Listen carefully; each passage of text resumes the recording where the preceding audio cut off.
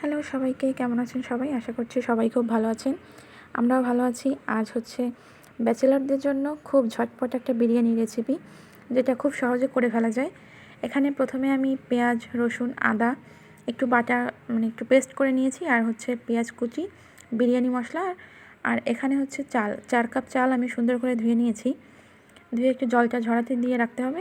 আধা কেজি পরিমাণ মাংস নিয়েছি। 4 কাপ চালের জন্য আধা কেজি মাংস একদম পারফেক্ট। এবার কড়াইতে তেল দিয়ে তাতে তেজপাতা, দারচিনি আর কয়েকটা গোটা জিরে দিয়ে একটু ভেজে নিতে হবে। এর পর্যায়ে দিয়ে দিতে হবে পেঁয়াজ, আর সাথে আমি দিয়েছি আলু। হলুদ আর লবণ মেখে রাখা আলুটা একবারে ভেজে নেব, যাতে আলু আর পেঁয়াজটা ভাজা হয়ে যায়। এরপর দিতে হবে মাংস দিয়ে পেঁয়াজ, রসুন আর আদা বাটা এটা দিয়ে দিব। দিয়ে জিরার গুঁড়া, হলুদ, তারপরে হচ্ছে ধনিয়ার গুঁড়া, আর হচ্ছে লবণ, মরিচের গুঁড়া, এগুলা দিয়ে একটু মিশিয়ে নিতে হবে। সামান্য একটু জল দিয়েছি, তা না হলে মশলাটা একদম পুড়ে যাবে। জল দিয়ে ভালো করে মিশিয়ে নিচ্ছি। ভালো করে মেশানো হয়ে গেলে এটাকে আমি এখানে বিরিয়ানির মশলা, যেটা রাঁধুনি রেডিমিক্স, ওইটার 4 ভাগের 1 ভাগ পরিমাণ দিয়ে ভালো করে মিশিয়ে নেব।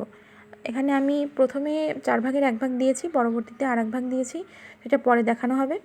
এখন এখানে এটা দিয়ে আমি জাস্ট একটু ভালো করে মিশিয়ে ঢাকা দিয়ে রেখে দেবো 10 মিনিটের জন্য। একদম মিডিয়াম আঁচে রাখতে হবে, বেশি জাল দিলে একদম তলা থেকে লেগে যাবে, পুড়ে যাওয়ার সম্ভাবনা থাকে।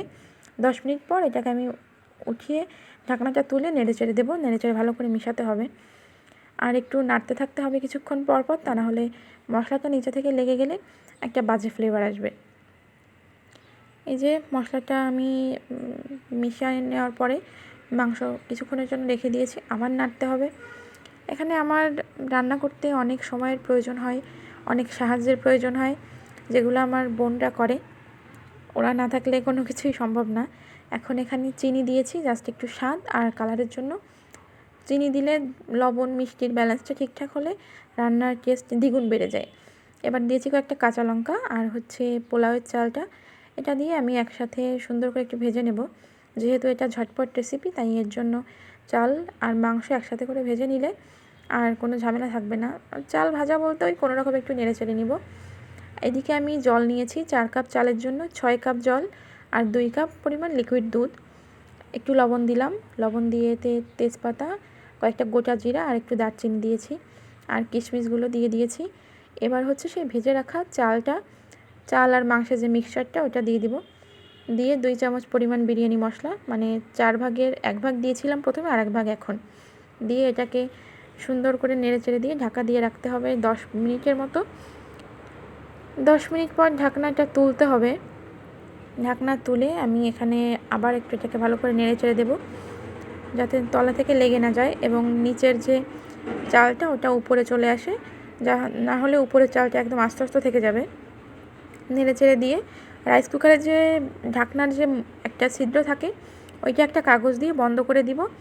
বন্ধ করে দিয়ে এটাকে আমি ওয়ার্মে, রাইস কুকারের যে সুইচটা থাকে ওটাকে উঠিয়ে দিয়ে জাস্ট 30 মিনিটের জন্য ভাপে রেখে দেব, তাতেই হয়ে যাবে। 30 মিনিট পর হচ্ছে এরকম একটা লুক আসবে। আমি আবার 30 মিনিট পরে এটাকে সুন্দর করে একটু নেড়ে চেড়ে দিচ্ছিলাম। নেড়ে চেড়ে দিয়ে আরও 5-7 মিনিট রাখলে এটা একদম ঝরঝরা হয়ে যাবে। এরপর হচ্ছে আপনারা আপনাদের পছন্দ মতো সালাদ, পেঁয়াজ বা শসা, মরিচ যা কিছুই খান, টমেটো দিয়ে সার্ভ করে নিতে পারেন। যেহেতু আমার হাতের কাছে কোনো কিছুই ছিল না, তাই আমি কোনো কিছুই দেইনি। পেঁয়াজ ছিল, সেটা খেয়েছে সবাই, পেঁয়াজ আর কাঁচা লঙ্কা, বাট ভিডিও করা হয় নাই। ধন্যবাদ সবাইকে।